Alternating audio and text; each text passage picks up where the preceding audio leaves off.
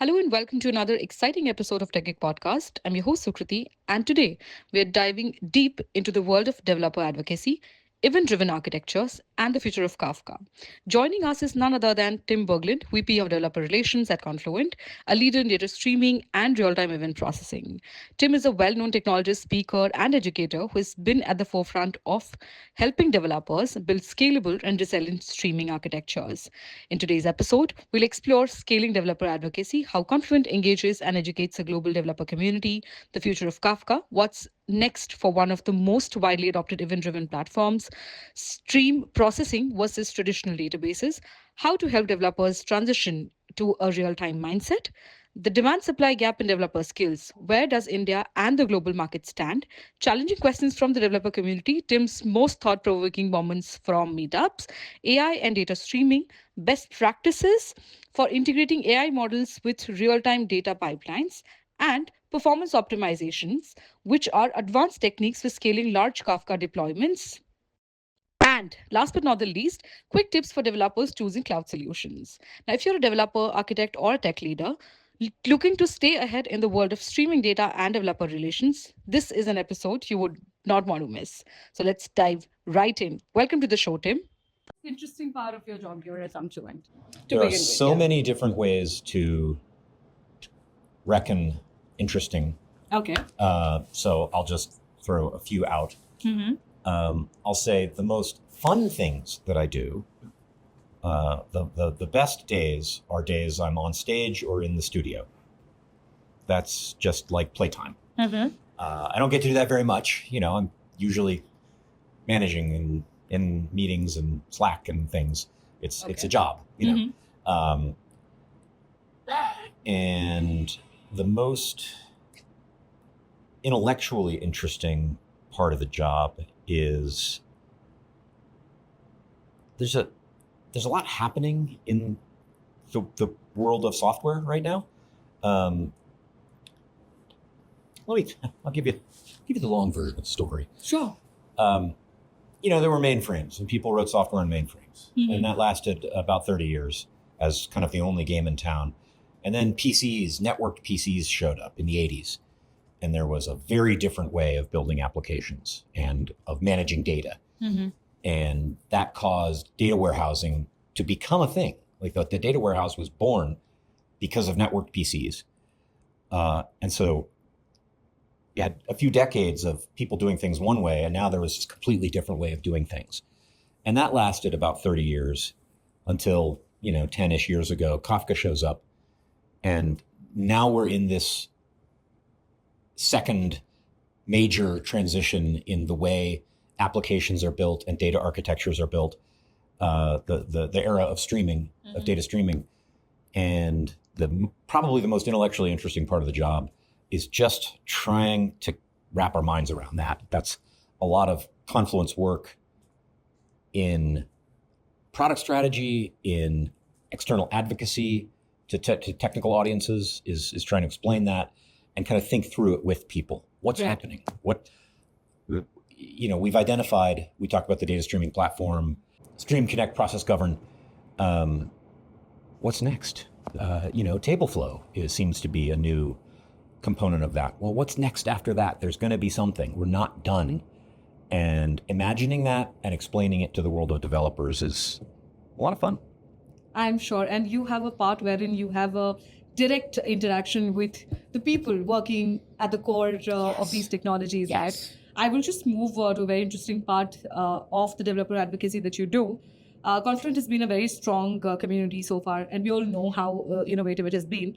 What strategies do you think have been the most effective when it comes to engaging and educating the developers about event-driven architectures and data streaming? Okay, I think two things have been the most impactful for us. Video has been a secret weapon of ours, I think. And there are a number of reasons for that, but we make just instructional materials. Confluent Developer, developer.confluent.io. Visit it today. There are courses there that are good, formal, structured courses that are video. They're the quality is high. The Quality of the teaching is good. We've got lots of different teachers on there.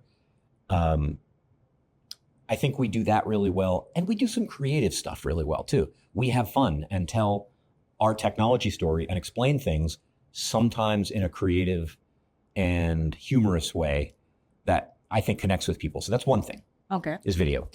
The other, if I just have to pick another, sometimes it's what I call retail developer advocacy. The developer advocate part of the team, they make videos, they write code, they write blog posts, all very important things. But being present at conferences and at meetups, actually interacting with people, it's a thing I've done a lot of, and we've got a team of people who do that. We've got a world-class meetup program, more than 350 meetup groups around the world, an average of about like 1.1 or 1.2 events per day all over the world. So yeah, that's massive. It's crazy. And it's kind of back up to pre-pandemic levels now, finally. The pandemic really, really knocked meetups for a loop. And North America actually is the slowest to recover in that whole thing. We've got this really robust program that gets our people and community voices. It's not all Confluent people, but it gets the community's message. It's a forum for sharing that and a forum for us to share our message and interact with the community. I think those are just things we do very well. And I think they're differentiators in a program. Okay. Next one, let's talk about Kafka's future a little here. Yes. So Apache Kafka has been a cornerstone of event-driven systems, and I've already spoken about it to and Sean.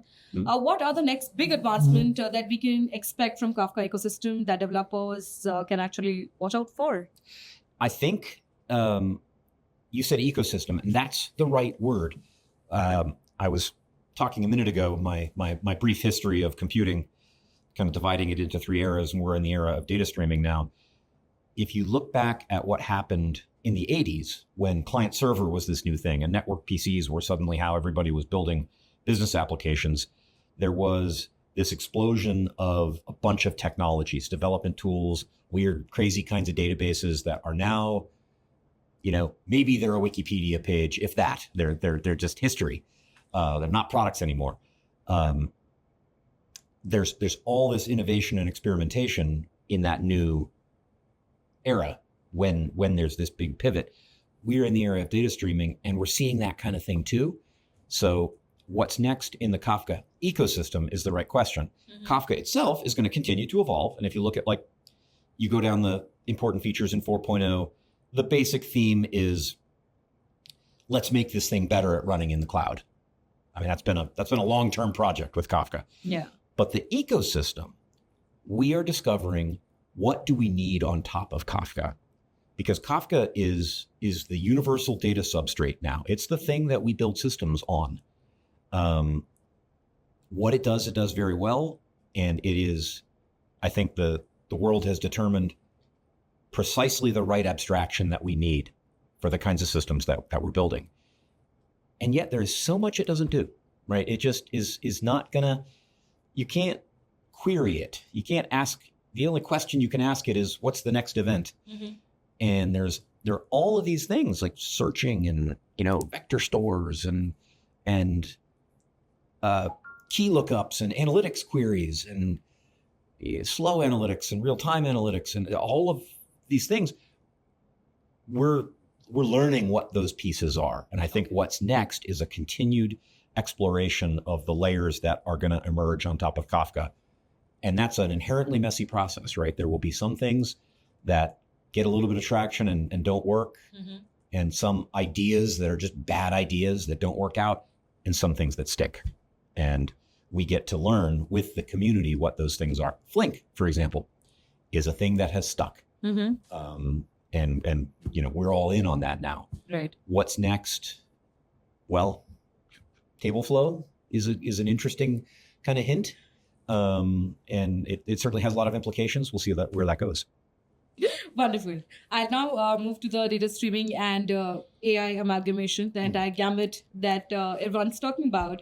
AI-driven applications increasingly rely on real-time data, and we've talked about it, so much. What best practices do you think should developers follow when integrating AI models with the streaming data pipelines? Okay.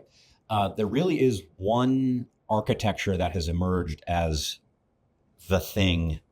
It's kind of when we say enterprise AI, what we mean is the RAG pattern, retrieval augmented generation. Okay.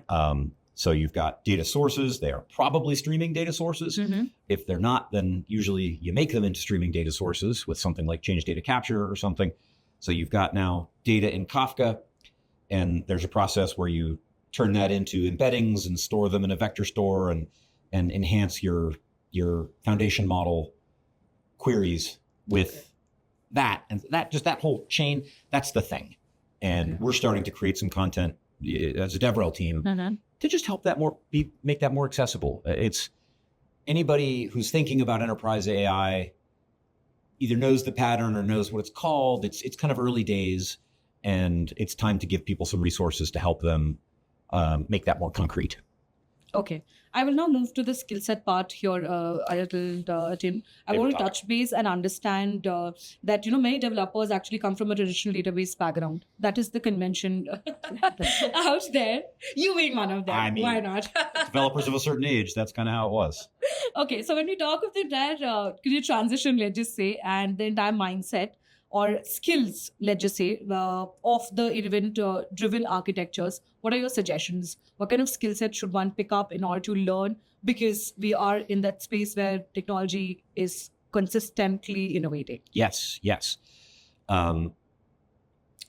There are, so when let's take the event-driven architecture, that kind of pushes us on the application side of what has been upset by Kafka or by microservices. And Kafka plus microservices has really turned out to be the win there. There are foundational skills like, hey, you need to know Kafka and you should probably know some Flink. Even if it's just application development, there's going to need to be transformation of streams in there. Or maybe you're a Kafka Streams shop and you're writing microservices in Java and you need a stream processing technology. You need core Kafka skills. You need to understand integration, all of those governance.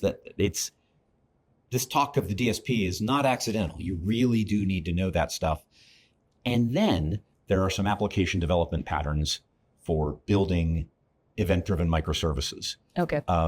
And I don't want to just constantly plug my website, but hey, let me just do it. Yes. We've got a course on Confluent Developer on event-driven microservices. There's a great book that you spoke with Andrew earlier today. He's a guy in his group has written a book called Building Event-Driven Microservices. I can't remember the title. Anyway, I can get you that. Okay. Wonderful book. There really is a body of knowledge in that course, in that book, just some simple patterns and lessons learned and sort of decision points. You get to choose, do I want to do it this way or that way? Knowing what those choices are, and the implications of making one or the other. This is some of the specific knowledge that developers need to be successful down the event-driven microservices path. Okay. People have spent about 10 years being unsuccessful going down that path, and we have learned lessons. We actually know how to do that well now. 10 years ago, we didn't. And a lot of that knowledge is codified and accessible, either in course form or book form. Okay. So when it comes to these skill sets that you're mentioning for event-driven architectures, Tim, do you think there's a demand-supply gap that exists in India or globally at this point in time? Yes, I think it's still a fairly rare skill to be really good at that. Yeah. That's a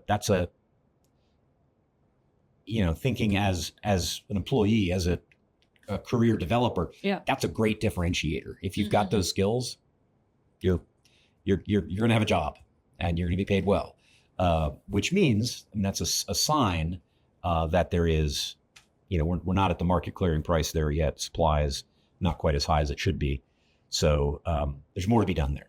Okay. And you think that since you interact with developers a lot, you have a community that you speak with. So do you think we are actually moving in the direction where these developers are given the right direction to navigate in this process? Yes. It's now easy to find the help, specifically thinking about event-driven architecture, event-driven application architecture, microservices on top of Kafka. It's easy to find the help to do that well now. Okay. 5 years ago, 10 years ago, no, you were blazing a trail by yourself and you were probably going to make mistakes.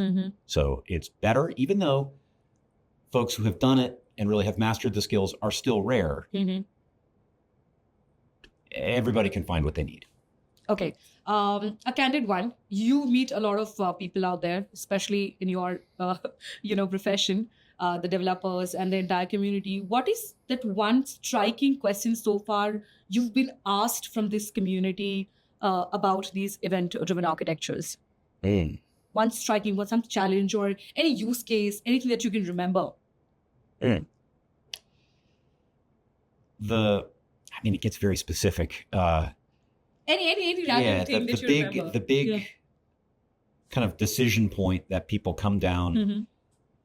You've got all these independent little applications exchanging messages through Kafka topics, and there's a decision you make as you go down this path. Do you want to orchestrate the way those services interact? That is, there's one service that's like the conductor of the orchestra telling this one to go and this one to go and this one to go.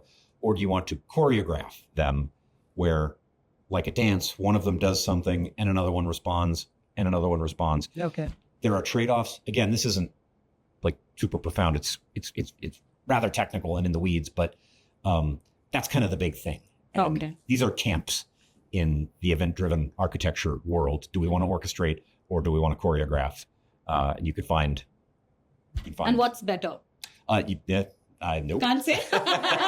I think I used to be a choreography person, and I'm probably an orchestration person now. But it's not obvious. And if an architect chooses one versus the other, it's not likely wrong. It's just a set of trade-offs. Okay. A little on the performance optimization part, Tim. For developers working with large-scale Kafka projects that we have seen, what are some advanced techniques to optimize the performance, scalability, and fault tolerance for that matter? There you go. I have to say, if it's possible to move to the cloud, do it. And even if you choose not to use Confluent, we can still be friends. You're still part of the community. There's so many people using competitive things and they're community members. We love them. Obviously, I prefer to choose Confluent, but unless there are very compelling reasons, I'll just be opinionated for a moment. You probably shouldn't be operating a large Kafka cluster. You have to have a good reason for that. And let me give a little more detail there. Sure. So it doesn't sound like I'm just shilling. But you always have to think about what business you're in. And even developers and operations people who are very connected to the technical details and not very connected to the business and see in their identity a distance from the business, they are responsible for thinking about the business that they're in. Who are the people that they're serving with the thing they're building? There's a customer and you're spending your effort to do something useful for that customer. There's a lot of work that you can get pulled into that you need to get something done, but it doesn't really directly add value to the customer. It's just this intermediate step. Right. Let me back off of operations for a minute and say data integration. Okay, we've got Connect, managed connectors, Kafka Connect, even open source Kafka Connect. You want to manage it yourself. You could just write that code to do that integration. Right. It might be fun, you get something done. But if you write that code and your competitor writes that code, your customers can't feel the difference. It's the same thing. So you should, since it's undifferentiated, you should use some component that you can drop in there and not do that work. Right. Operations is the same way. Now, sometimes there are reasons why things operate on-prem, but they really need to be compelling because you're not in the business of operating infrastructure. There's a customer you're serving. Right. And all of that is just a bunch of calories you're expending that don't help that customer. So, run it in Confluent Cloud. That's my short answer. or something that's not Confluent Cloud. Don't run it yourself. Is I think where that should go. Okay. Ending the conversation with 5 quick tips that you would want to give these developers who are choosing cloud. Oh, okay. Might not be quick. It's okay. We can edit the That's recording. okay, yeah. Let me think for a moment. Automate. Use Terraform. Don't click on things. I mean, when you're first prototyping and getting a feel for things, you can use the so-called ClickOps interface, but use Terraform. You know, Okay. we're not animals. Okay. Would be number one. And just general how to succeed in the cloud. The rest of it is all now very common application development stuff. I would say be smart about tooling. That's been a difficulty for Kafka historically for developers, but there are some good tools emerging, not just in Confluent Cloud, but in Visual Studio Code. If you don't use Confluent, Confluent's got this great Visual Studio Code plugin that you can use with any Kafka. It's a great piece of tooling. That'll work for cloud or not. I'll stick with those two. Okay. So that was a fantastic conversation. I'm taking away a lot of things from you today, Tim. And thank you so much for your time and giving your fantastic insights in this conversation. My pleasure. Thank you so much.